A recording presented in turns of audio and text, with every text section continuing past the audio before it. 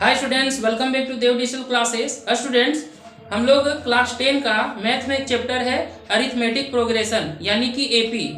तो एपी को हम लोग सॉल्व कर रहे थे, जिसमें अभी तक हम लोग एक्सरसाइज 5.3 का क्वेश्चन नंबर 3 का 7 तक सॉल्व किया है। ठीक है, ध्यान दीजिए, क्वेश्चन नंबर 3 में टोटल 10 क्वेश्चन है, 10 क्वेश्चन है। 10 में से अभी तक हम लोग 7 क्वेश्चन को सॉल्व किए। कितना क्वेश्चन सॉल्व किए हैं? 7। अभी आज हम लोग देखेंगे क्या? क्वेश्चन नंबर 8 देखिए। और ध्यान देना है कि जो क्वेश्चन नंबर 3 में 10 क्वेश्चन है, 10 में से ये क्वेश्चन नंबर 8 बहुत ही इंपॉर्टेंट है और थोड़ा सा टफ भी है। ठीक है, थोड़ा सा क्या है? टफ है, इतना सा टफ है। ठीक, देखिए कैसे इसको बनाएंगे। देखिए क्या पता करना है, ए एन दिया हुआ है 4 और डी दिया है 2, एस एन दिया है -14, एन पता करना है और ए पता करना है। ये एन पता करना है और ए पता करना है। कैसे बनाएंगे देखिए, ए एन इक्वल टू क्या दिया हुआ है? 4।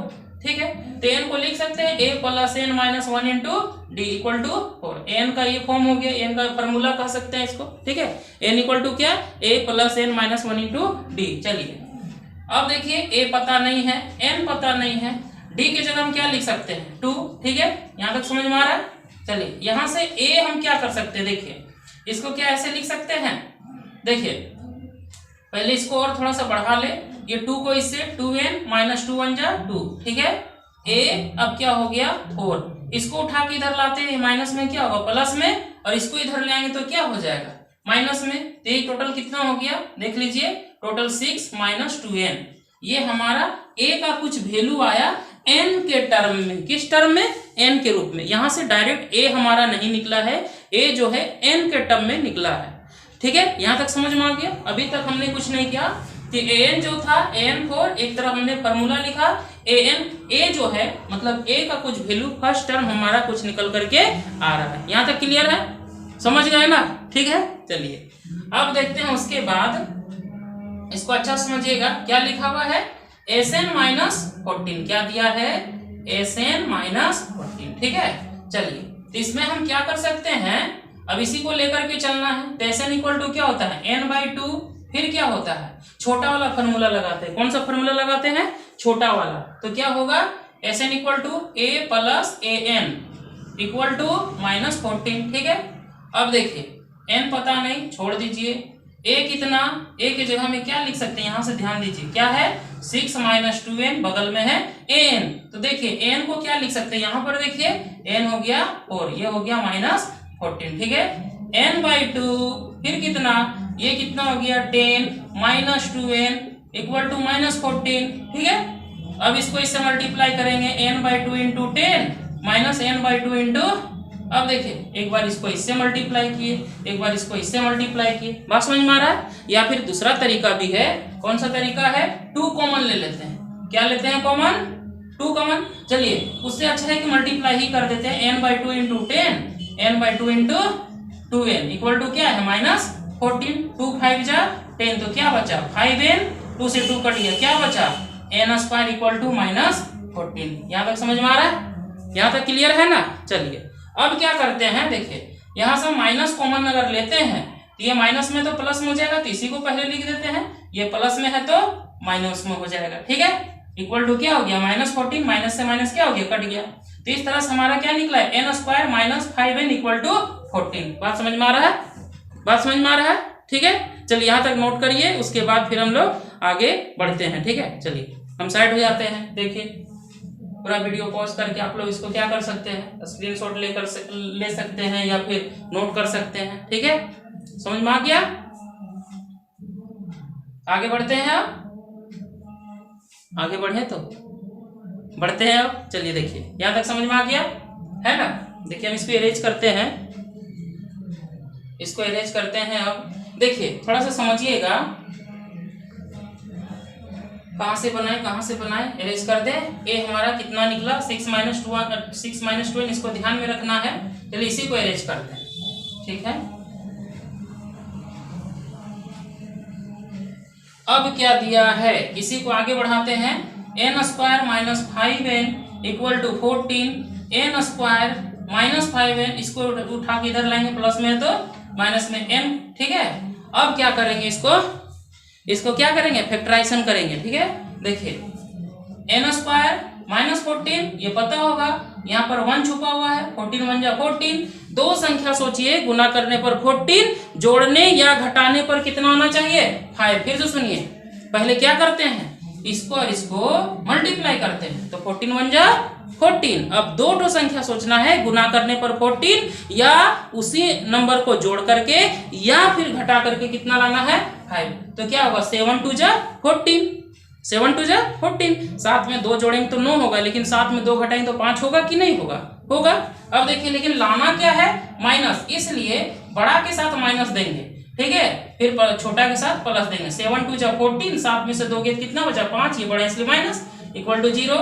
अब क्या करेंगे, n कॉमन लीजिए तो n - 7 प्लस 2 कॉमन लेंगे, n - 7 देख लीजिए, 2 7 जा 14, 2 1 जा 2 इक्वल टू 0। अब n - 7 को कॉमन लेते, यहाँ भी n - 7, यहाँ भी n - 7, तो यहाँ पर क्या बचेगा n, और यहाँ पर क्या बचेगा 2। यहाँ तक समझ में आ रहा है, ठीक है। अब क्या करेंगे, एक बार इतना बराबर 0 और एक बार n + 2 इक्वल टू 0, ठीक है, बात समझ में आ गया। यहाँ से n का वैल्यू क्या निकलेगा 7, और यहाँ से n का वैल्यू क्या निकलेगा -2। ध्यान दीजिए, n का जो वैल्यू है वो क्या होना चाहिए, नेगेटिव नहीं होना चाहिए, ठीक है। Value of n can not be negative, तो यहाँ पर आप आंसर क्या होगा, n का वैल्यू 7 होगा। बात समझ में आ रहा है, यहाँ तक क्लियर है ना। चलिए, यानी कि हम कह सकते हैं कि value of n can not be negative, n का वैल्यू नेगेटिव नहीं हो सकता, इसलिए हमारा आंसर क्या होगा 7 होगा। समझ में आ रहा है ना, ठीक है, क्लियर है। आगे बढ़े तो चलिए, यहां से हमारा n का वैल्यू क्या निकला 7 निकला, ये मेरा देयरफॉर हम कह सकते हैं n हमारा कितना निकला 7। यहां तक समझ में आ गया, यहां तक समझ में आ गया। चलिए नोट करिए, उसके बाद आगे बढ़ते हैं, आगे बढ़े, यहां तक उतार लिए, आगे बढ़ते हैं। चलिए, n का वैल्यू निकल गया, यहीं पर हम इरेज करते हैं, ठीक है, ठीक है ना। चलिए, अब देखिए n का वैल्यू कितना निकला था, n का वैल्यू 7। फिर से हम यहाँ लिख दे रहे हैं, n का वैल्यू कितना निकला था, n का वैल्यू 7 निकला था, ठीक है। अब क्या करेंगे, नाव करके बनाइए, इसका हमें जरूरत पड़ने वाला है। नाउ a इक्वल टू क्या था 6 - 2n, n का वैल्यू, a का वैल्यू क्या था 6 - 2n। अब क्या करेंगे, चूंकि n का वैल्यू निकल चुका है, 2 × यहाँ क्या होगा 7, तो 6 - 14 कितना हो जाएगा 8 होगा, -8। यहाँ से क्या निकला, a का वैल्यू -8। तो ये हमारा ये आंसर हो गया। ये हमारा थोड़ा सा लॉन्ग क्वेश्चन था और ये इंपॉर्टेंट भी क्वेश्चन है, ठीक है, 10 में से सबसे ज्यादा इंपॉर्टेंट क्वेश्चन ये। अब इसके बाद हम लोग देखेंगे क्वेश्चन नंबर 9। चलिए, ठीक है,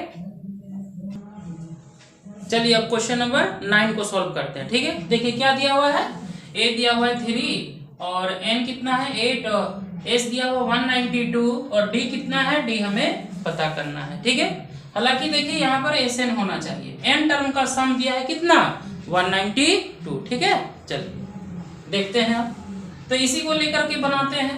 SN कितना दिया हुआ है 192, एक तरफ फॉर्मूला लिखेंगे, है ना। चलिए SN का फॉर्मूला लिखेंगे, बड़ा वाला formula n/2 2a plus n - 1 × d, ठीक है, इक्वल टू क्या 192। एक फॉर्मूला और होता है SN equal to n/2 bracket में a प्लस an, है ना। तो an क्या है, लास्ट टर्म है, चूंकि an तो यहाँ क्वेश्चन में है ही नहीं, इसलिए हम क्या करेंगे, छोटा वाला फॉर्मूला नहीं लेंगे, ठीक है, समझ गए, छोटा वाला फॉर्मूला नहीं लेंगे, ठीक है। अब देखिए, तो n के जगह में 8/2, 2a के जगह में कितना होगा 3 होगा, प्लस फिर 8 - 1, ये हो गया d 192, 2 4 जा 8, ये 4 हो गया, 3 2 जा 6 हो गया, ये 70 हो गया, 192 हो गया। समझ में आ रहा है, एकदम हलवा क्वेश्चन है ये, क्या है, हलवा क्वेश्चन है, बन जाएगा। देखिए ये क्या 6 + 7d इक्वल टू 192, 4 × d भाग में 4 4 जा 16, 3 बचेगा, 4 8 जा 32, 6 + 7d कितना 48, है ना। अब क्या 7d, इसको सॉल्व करिए, कितना बचेगा 42 बचेगा, तब कितना आएगा d इक्वल टू कितना आएगा, देखिए यहाँ बनाते हैं, कितना d इक्वल टू 42/7, 7 6 जा 42, d कितना निकल गया 6 निकला, ये हमारा रहा आंसर, ये रहा आंसर। कितना रहा आंसर? 6 रहा आंसर। इस तरह से आंसर कितना आया इसका? डी का वैल्यू 6 आया। चलिए ठीक है, अब हम लोग इसका लास्ट क्वेश्चन नंबर 10 को सॉल्व करते हैं। आप लोग इसको नोट करिए। चलिए ठीक है, चलिए अब हम सॉल्व करते हैं क्वेश्चन नंबर 10, 3 का 10। ठीक है, देखिए क्या दिया हुआ है। एल दिया हुआ है 28, एस दिया 144 and there are total 9 terms. Find A पता करना है। ध्यान दीजिए, लिखा हुआ है देयर आर टोटल 9 टर्म्स, इसका मतलब एन का वैल्यू दिया हुआ है। ठीक है ना, एन का वैल्यू कितना दिया हुआ है?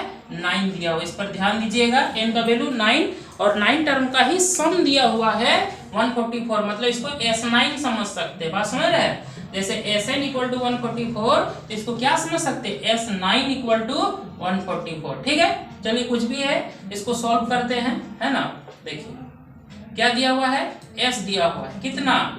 144। ठीक है, तो Sn का फॉर्मूला क्या होता है? Sn का यहाँ Sn लिख देते हैं। ठीक है, n/2 छोटा वाला फॉर्मूला यूज करेंगे। क्या? n/2 a प्लस an या a प्लस l। ठीक है, a प्लस l हो जाएगा, इधर 144। ठीक है, n कितना? 9 हो जाएगा बाई 2। a कितना? चलिए a कितना? a पता कर रहा है। l कितना? 28 और इधर कितना है? 144। ठीक है, अब देखिए 28 144 2 डिवाइड में है तो इनटू में, और ये 9 डिवाइड 2 डिवाइड में तो इनटू में, 9 क्या है? इनटू में है, ये डिवाइड में होगा। 16 बार में कट गया, कितना आया? 32। ये कितना? 28। यहाँ से a का वैल्यू क्या निकलेगा?